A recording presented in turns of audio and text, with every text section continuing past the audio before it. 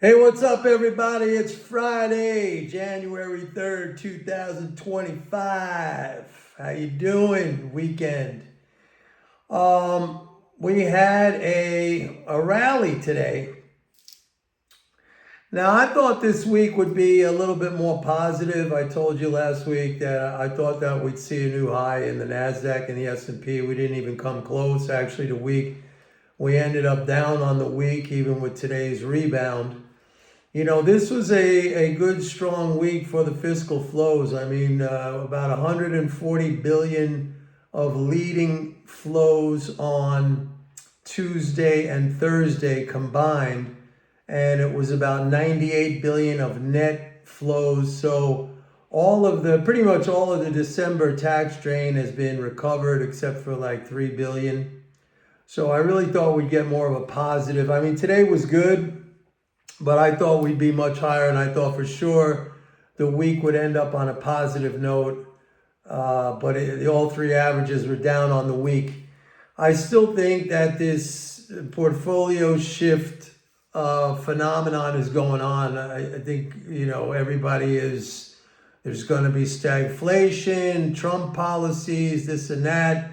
And as I've been saying on my videos, like, we don't know yet. We have to wait until his proposals, whatever they are, get passed. We have to see what they are. We have to see the magnitude of those. What is the composition of, if there's going to be tax cuts, spending cuts. We got to see.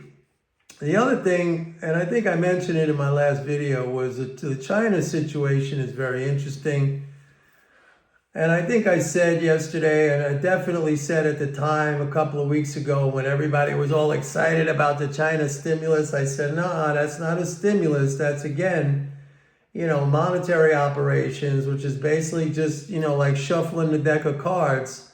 I mean, monetary operations really, all they are is a recomposition of the financial assets in the economy, in the Chinese economy.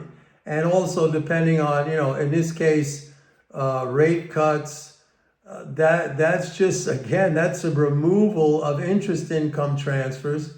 We saw that the Chinese benchmark government bond I think it was a 10-year Chinese bond hit a record low yield. I just think that this China situation is interesting because everybody's talking about stagflation and it's like I said yesterday, it's the inflation part. It's the inflation part that I'm skeptical on that, because I think China is going to export. They're in a deflation, and I think they're going to do that. And if Trump goes ahead with the tariffs, you're going to see a response by China, which could be a devaluation of the yuan.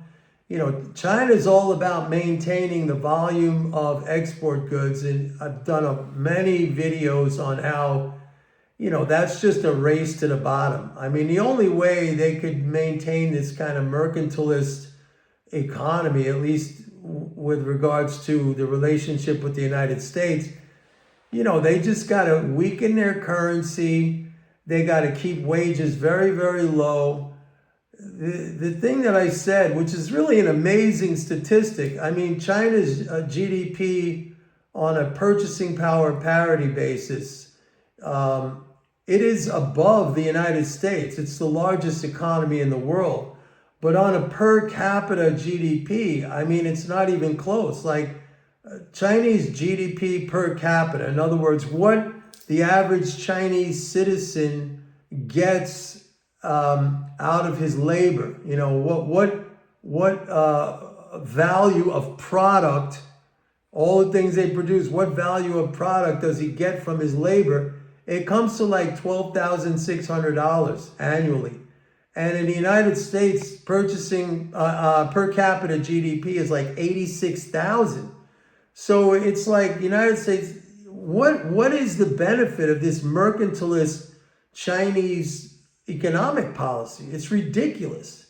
I mean, they literally have a larger economy now than the United States, but their citizenry is desperately poor compared to the average American. So, I mean, this shows you that this whole export fixation, this fixation, we got to export. That is a massive cost to society. That is not a benefit. I mean, you're creating the actual physical goods that we as human beings need to consume, need to utilize. Those goods represent our standard of living. You know, things like cars, electronics, medicines, industrial goods, toys, clothes. I mean, you name it. I mean, the list is endless. Those are the things that, that define our standard of living. You know, and it's like if you have a country that is built on an economy where you labor to produce those things, right? You produce those things, you utilize natural resources, maybe you even despoil the environment. You know, your laborers, your workers toil away for endless hours, and you produce these great finished products, and then you send them away so that the foreign sector has the benefit of them for like money. It's kind of stupid. Now, I don't know what Trump's intention is. I don't know if he wants to turn the United States into an export. Trump's all about money, okay? He's a businessman. And for a businessman to be all about money, that's good. You have to be that way because that's how the game is played. Government is not a profit-seeking enterprise, or at least it should not be a profit-seeking enterprise, because if it is, very quickly it can control all the means of production and all the capital in the nation. I mean, it should not be run that way. Government should be an offset or a counterbalance to, a private sector economy. So I don't know, like Trump always talks in the fashion like they're ripping us off. And for him, that means in money terms. But there's another side to that. We get the goods. Okay, so they get the dollars, which basically, the U.S. government prints. I mean, that's a keystroke. They get the dollars, which we can create without limit and no cost to anything, to the environment, to anything. And we get the goods. And getting the goods also means that it keeps prices under control. I know a lot of you right now, you're rolling your eyes, but you're rolling your eyes because you choose to ignore that the whole inflation price spike happened when the authorities basically shut down the global supply chain during COVID. There's still some sticky elements to that is still in place. But for the most part, we've seen inflation trend back down to where it was pre-COVID because the supply chain has reopened. So it's like, man, I don't know, like there's better ways to create jobs. In my opinion, there's better ways to create jobs than to have people work. And again, the only way in a world where basically everybody produces the same thing. Every country, we produce cars, electronics, tech, textile, all this kind of stuff. This is not the 17th century or the 18th century exchanging British woolens for Portuguese wine. I mean, steel, look, we just had this thing with the Nippon Steel wanted to take over U.S. Steel, which Biden killed that deal, by the way. Steel we need. It's a strategic resource for military applications. I mean, if we're in a war and we don't own the steel production, I mean, we're fucked. We're screwed. All right. So, I mean, steel is one of those things where I think you want to keep it domestic. You want to keep food domestic too, unless there's a surplus. Like then, that's another thing. You'd like to keep energy domestic. Like that's how I'm not in agreement with. The United States is the largest oil producer in the world. 13.6 million barrels a day, 13.5 million barrels a day. And we're exporting like 4 million barrels a day. I mean, and everybody's saying, oh, the price of gas is high. Well, yeah, because we're now a net exporter. So instead of keeping that bounty of energy that we have for the benefit of our own, there's a perfect example of what I'm talking about. If people are bitching about higher gas prices, it's not because there's no drilling going on. I mean, we're at record levels of crude production domestically. But when you're shipping it away to the foreign sector, when you're giving it to the foreigners to enjoy so that the oil companies can get money, I mean, we don't have that energy bounty anymore. We sent it away. So if you're bitching about higher gas prices, that's the reason, is because we're not keeping it for ourselves. And that's why exports are a cost. And you feel that cost every time you go to the gas pump. I mean, if we weren't exporting this stuff, gas could potentially be at $2 or $1.50 or $2 a gallon. So exports are a cost. And for those of you who think, we got to export, we're getting ripped off like with the Trump. Look, I'm for Trump, okay? Some of his economic policies, I'm not. I don't even think they're necessarily his policies. I think he's got advisors who are pushing him on some of those things. But I think we got to make money. That's the wrong way to look at government, okay? I mean, people got to make money because we got to pay taxes and we need to save something for retirement. But I mean, like, the government? No. I mean, we need to ensure an abundant state where things are available for people, like basic things that we need for life, okay, like food and shelter. We got a housing problem, and medicine and healthcare and education, which, by the way, I think should be free, because education, you want an educated citizenry. Because all innovation and all advancement and all technology comes from people. All right? So it's like you don't want a nation of dummies, uneducated dummies, which that's the direction we're going. And then you charge people, you charge students these exorbitant, loans and interest rates to get a base. I mean, it's fucking ridiculous. What are you trying to do here? Like, enrich the banks.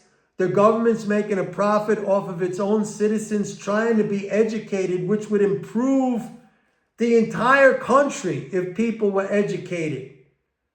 Look at Elon Musk and Swami. They want to import people from India and China, basically saying that we're stupid. Yeah, we're stupid because who can afford to pay for a freaking education and get, ridiculous interest rates on top of these loans? Like, it's a scam, man. It's a freaking scam. These schools are getting rich and wealthy on the backs of our citizenry that only want to be educated, which we need. We need an educated citizenry. So I don't know, man. Let me get back to the market because I'm going off on a tangent here now. So this stagflation trade is still on. They hit the bonds again today. The bonds have been trying to lift themselves off the mat. Every time they just try to creep up, they get slammed. The 10-year is still around 4.6%. That's way too high. We need to see how the year's going to unfold. We're going to see, we just got Mike Johnson, who got reelected as House Speaker. And he said that the new Congress is going to put through some drastic, that was his word, drastic cuts and reductions in government. We're going to see what that is. We'll see what that is. There are a bunch of fiscal hawk Republicans in the House. Elon Musk is a fiscal hawk, and Elon Musk he's like attached to Trump's side, man. Every picture you see with Trump anywhere in a celebration or anywhere Trump goes, you go to a football game, New Year's Eve party, it doesn't matter. Elon Musk is right there attached to this guy. So he's putting a lot of those ideas in his head. So, again, I'm going to repeat what I said yesterday, that we have to see what policies. By the way, we still have the debt ceiling. Okay, don't forget, we are now under the constraint of the debt ceiling. Janet Yellen said January 15th, that's it. She's going to have to implement extraordinary measures, which basically means it's just basically some accounting tricks where, Treasury doesn't make contributions to public sector pension funds, government worker pension funds, stuff like that to make payments. That could probably go on for another couple of months into March. And then that's it, man. So they're going to have to do something on that. When I look at interest income transfers, definitely a downtrend in T-bill interest transfers. But interest on Treasury securities, that's going up. And that has offset the decline in T-bill interest transfers. So right now, net interest income transfers are up over last year by about 11 billion. That's not a lot. Okay, we're October, November, December. We're 3 months into the fiscal year. It's up by 11 billion. That's not a lot, okay, but it's up. So the interest income is still adding to the fiscal flows. Yeah, so that's it for now. Like, my view is I'm cautious on stocks right now, just for the economic outlook until I see really what Trump's plans are. I am surprised. We'll see what happens next week, but I got to be honest, with these flows this week that were very strong, we should have seen a positive week in the averages. We didn't. They settled negative on the week. They made some back today. Bonds still under pressure, which to me is, that's just obvious that this whole stagflation trade is still happening. This is a portfolio readjustment, and I think it's just getting going. So we'll see what happens next week. The dollar is interesting, I have to say. Like, you might recall a couple of months ago when everybody was freaking out that the dollar was going to crash. It was everywhere. The dollar's going to crash. The dollar's going to crash. Remember, it was down. The dollar index was down around 100 or something. It maybe even dipped to 99. I don't remember. I said to you guys, dollar's not going down. It's going up. But right now, I have to be honest, this whole national Bitcoin reserve, which Trump wants to do, that's another thing I want to see what happens with that, because that is a potentially very negative thing for the dollar. That's all I'll say about that. So I have a small short position on the dollar right now against the Japanese. I have Japanese yen. I'm long yen, short dollar. Very small. But I want to see what happens with that Bitcoin thing.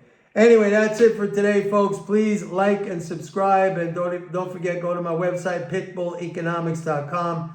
Sign up for a 30-day free trial to my report, MMT Trader. You're going to need it for this year. A lot of stuff going to be going on. I'll see you. Have a nice weekend. Bye.